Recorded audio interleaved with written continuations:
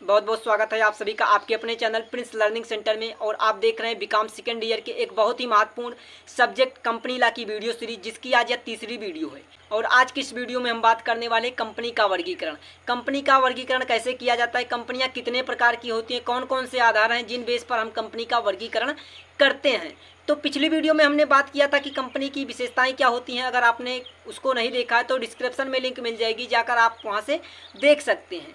तो अगर वीडियो पसंद आती है तो वीडियो को लाइक शेयर जरूर कीजिएगा। चैनल पर पहली बार आए तो चैनल को सब्सक्राइब कर बेल आइकन को ऑन कीजिएगा, ताकि आने वाली वीडियोज का नोटिफिकेशन आपको मिलता रहे। वीडियो कैसी लगी कमेंट बॉक्स में अपनी राय जरूर दीजिए। तो बात करें कंपनी के वर्गीकरण की, तो कंपनी को कई बेस पर वर्गीकृत किया जा सकता है। जैसे कि यहाँ पर कुछ मेन टाइप हैं, दो टाइप हैं, एक है समामेलित, एक है असमामेलित। मतलब कंपनियां जो हैं ये मेन रूप से देखा जाए, मेनली देखा जाए तो कंपनियां दो प्रकार की होती हैं, एक समामेलित एक असमामेलित। समामेलित का मतलब जो कंपनियां जिसका समामेलन हुआ होता है, जो कंपनियां रजिस्टर्ड होती हैं। और एक असमामेलित होती है जिसका समामेलन नहीं हुआ होता है, जो कंपनियां होती है बिना समामेलन के चलती हैं। ठीक, तो हम बात करते हैं समामेलित के आधार पर, समामेलन के आधार पर समामेलित कंपनियां कौन सी होती हैं।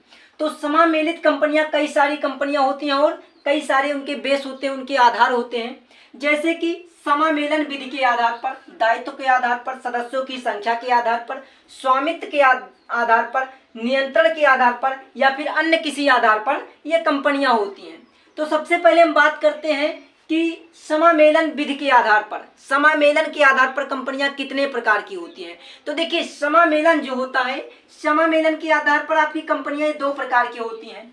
कैसे? एक होता है सांसद के विशेष अधिनियम द्वारा। संसद जो होता है, संसद भवन जो होता है, इसमें क्या करें, एक विशेष अधिनियम लागू करके कंपनी का निर्माण कर दें, कंपनी को लागू कर दें। तो यहाँ से पहला हो जाएगा सांसद के विशेष अधिनियम द्वारा। सांसद के विशेष अधिनियम द्वारा संसद में क्या करें, विशेष अधिनियम पारित कर दें, अधिनियम, और उस अधिनियम के तहत कंपनी को रजिस्टर्ड कर दे, कंपनी का निर्माण कर दे।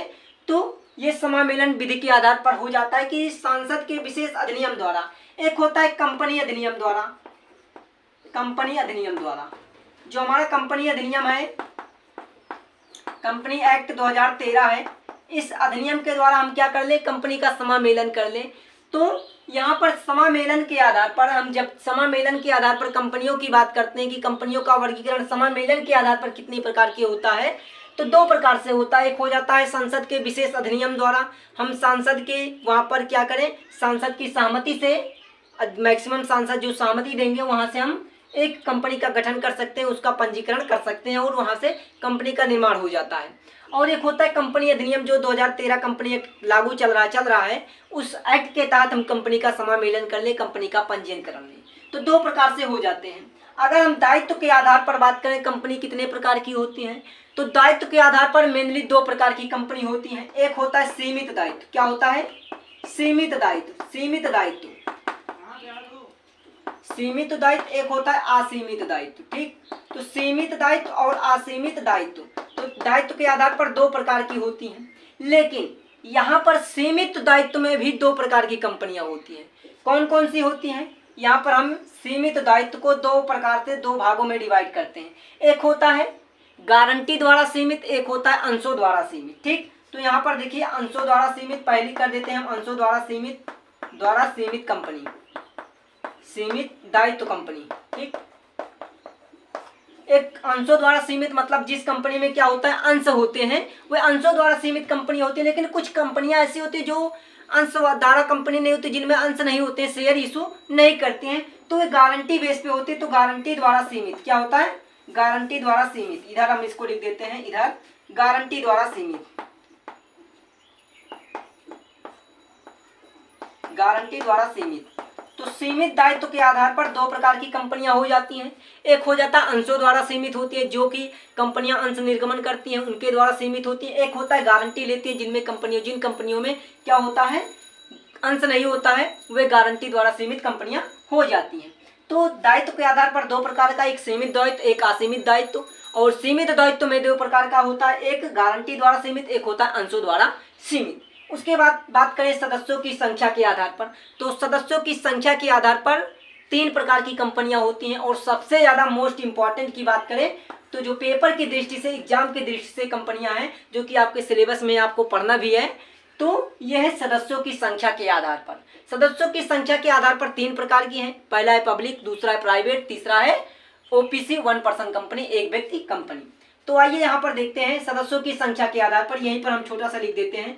पहला होता है सार्वजनिक कंपनी, जिसको हम पब्लिक कंपनी कहते हैं, ठीक, सार्वजनिक कंपनी, सार्वजनिक कंपनी। दूसरा होता है निजी कंपनी, निजी कंपनी, निजी कंपनी या फिर आलोक कंपनी। निजी कंपनी को आलोक कंपनी भी कहते हैं, जिसको हम प्राइवेट कंपनी कहते हैं। कभी कभी एग्जाम में पूछ लेता है कि आलोक कंपनी क्या है, इसकी विशेषताएं लिखिए, ठीक। तो निजी कंपनी, आलोक कंपनी या प्राइवेट कंपनी कहे तो आप जान दीजिए प्राइवेट कंपनी, निजी कंपनी की बात हो रही है। और तीसरा इसका पार्ट होता है, तीसरा पार्ट जो होता है ये सदस्यों की संख्या के आधार पर, वो होता है 1% कंपनी, जिसको हम ओपीसी कंपनी कहते हैं। क्या? ओपीसी कंपनी, 1% कंपनी, एक व्यक्ति वाली कंपनी। तो सदस्यों की संख्या, आप देखिए सार्वजनिक कंपनी जो होती है इसमें सदस्य कितने होते हैं, सदस्यों की संख्या के आधार पर बात कर रहे हैं। तो आगे हम इसको डिटेल में पढ़ेंगे कि सार्वजनिक कंपनी, निजी कंपनी, 1% कंपनी क्या होती है। फिर भी हम यहाँ पर जाने सार्वजनिक कंपनी की बात करें तो सार्वजनिक कंपनी जो होती है इसमें सदस्यों की कोई सीमा नहीं होती, लेकिन कंपनी को रजिस्टर्ड कराना है, ठीक, पंजीकृत करना है, तो इसके लिए एक क्राइटेरिया है जो है कि 7 सदस्य मिनिमम होनी चाहिए। अगर आप एक सार्वजनिक कंपनी का समामेलन कराने जाते हैं, पंजीकरण कराने जाते हैं, तो आपकी कंपनी में कम से कम मिनिमम 7 सदस्य होने चाहिए और मैक्सिमम की कोई सीमा लिमिट नहीं है।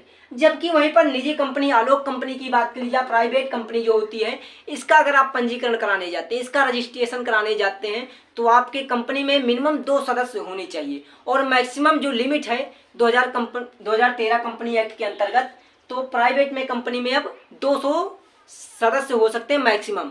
पहले 50 हुआ करते थे, लेकिन अब यहाँ पर 200 मैक्सिमम सदस्य हो सकते हैं। उसके बाद ओपीसी कंपनी, 1% कंपनी, जैसा कि 1% कंपनी एक व्यक्ति कंपनी जो है, इसके नाम से ही स्पष्ट है। तो इस कंपनी में क्या होते हैं, एक व्यक्ति ही कंपनी का मालिक होता है, एक ही व्यक्ति रहता है कंपनी में, ठीक। तो ये सदस्यों की संख्या के आधार पर होती हैं। अगला बेस है, आधार है स्वामित्व के आधार पर। स्वामित्व के आधार पर मतलब कंपनी का स्वामी जो होगा, तो स्वामित्व के आधार पर कंपनी का बात करें तो कंपनी 2 प्रकार की होती है, एक सरकारी कंपनी, एक होता है गैर सरकारी कंपनी। सरकारी कंपनी क्या होती है? सरकारी कंपनी वह कंपनी होती है जिस कंपनी का मैक्सिमम शेयर मतलब 50% से अधिक शेयर कंपनी का हो, सरकारी कंपनी हो जाती है। और जो जिसका मैक्सिमम शेयर बाहरी होता है, सरकारी नहीं होता, वो गैर सरकारी कंपनियां होती हैं। तो स्वामित्व मतलब मालिकाना हक, मालिक, तो सरकार का ज़्यादा हक होगा, मतलब कंपनी का शेयर जिसके पास ज़्यादा रहेगा, कंपनी का ज़्यादा हकदार वही होगा, ठीक। तो यहाँ से स्वामित्व के आधार पर 2 प्रकार की हो जाती है, सरकारी, गैर सरकारी। उसके बाद नियंत्रण के आधार पर, कंट्रोल के बेस पर देखा जाए तो 4 प्रकार की कंपनियां होती हैं। एक होता है स्वतंत्र कंपनी। स्वतंत्र कंपनी का मतलब कंपनी स्वतंत्र है, स्वतंत्र रूप से संचालित होती है, स्वतंत्र रूप से अपना कार्य करती है, किसी में कोई इसका प्रावधान नहीं है, किसी से इसका निर्देशन नहीं चल रहा है कि कोई भी कंपनी इस पर निर्देश चला रही है, तो स्वतंत्र कंपनी होती है नियंत्रण के आधार पर। दूसरा होता है सहायक कंपनी। सहायक कंपनी, मान लीजिए कोई कंपनी है, उसके सहायक में कोई कंपनी चल रही है, वो कंपनी उसको सहायता प्रदान कर रही है, सहायक के रूप में कंपनी का निर्माण हुआ है, तो सहायक कंपनी होती है। एक सूत्रधारी कंपनी होती है। सूत्रधारी कंपनी मतलब कोई कंपनी है, उसको होल्ड की हुई है, मतलब कोई बड़ी कंपनी है, छोटी कंपनी को रख लिया, उसका सारा कंट्रोल बड़ी कंपनी कर रही है, तो वो सूत्रधारी कंपनी होती है। एक सहयोगी कंपनी होती है, इसी तरह सहायक कंपनी जैसी होती है, उसी वैसे ही एक सहयोगी कंपनी होती है, जो दूसरे कंपनी को सहयोग करने के लिए गठन किया गया होता है इस कंपनी का। तो नियंत्रण के आधार पर ये 4 प्रकार की कंपनियां होती हैं। और एक अगला आता है अन्य आधार। तो बहुत सारी कंपनियां, बहुत सारे बेस छूट जाते हैं जो कि अन्य कंपनियों के आधार में आ जाते हैं। जैसे कि आप मान लीजिए बैंकिंग कंपनी हो गई, एक विदेशी कंपनी हो गई, लघु कंपनी हो गई, बिना लाभ की कंपनी हो गई। तो जितने भी बाकी सारी कंपनियां आती हैं वे सब क्या आ जाती हैं, ये अन्य आधार पर कंपनियां आ जाती हैं। तो मेनली अगर कंपनियों का वर्गीकरण किया जाए समामेलन के आधार पर, तो वे कंपनियां ये 5 प्रकार की होती हैं। एक समामेलन के आधार पर, दायित्व के आधार पर, सदस्यों की संख्या के आधार पर, स्वामित्व के आधार पर, नियंत्रण के आधार पर, और छठा जो होता है अन्य आधार पर। तो ये बहुत सारी कंपनियां होती हैं, बहुत प्रकार की कंपनियां होती हैं। लेकिन मेनली आपको पढ़ना क्या है, इन सारी कंपनियों को नहीं पढ़ना है। मेनली जो आपके सिलेबस में है वो सदस्यों की संख्या के आधार पर कंपनी आपको पढ़ना है, सार्वजनिक कंपनी, प्राइवेट कंपनी और एक व्यक्ति कंपनी। तो इसको विशेष रूप से आपको पढ़ना है। तो हम नेक्स्ट वीडियो में एक एक करके सार्वजनिक कंपनी, निजी कंपनी और ओपीसी कंपनी क्या होती है, इसके बारे में डिटेल चर्चा करेंगे। तो आई होप आपको समझ में आया होगा कि कंपनियों का वर्गीकरण कैसे किया जाता है, कितने आधार पर कंपनियों के कितने प्रकार होते हैं। तो वीडियो को ज़्यादा से ज़्यादा लोगों तक शेयर कीजिएगा। चैनल पर पहली बार आए, चैनल को सब्सक्राइब नहीं किया तो चैनल को सब्सक्राइब कर बेल आइकन को ऑन कर दीजिएगा, ताकि आने वाली वीडियोज का नोटिफिकेशन आपको मिलता रहे। मिलते हैं नेक्स्ट वीडियो में, तब तक के लिए आप सभी को धन्यवाद।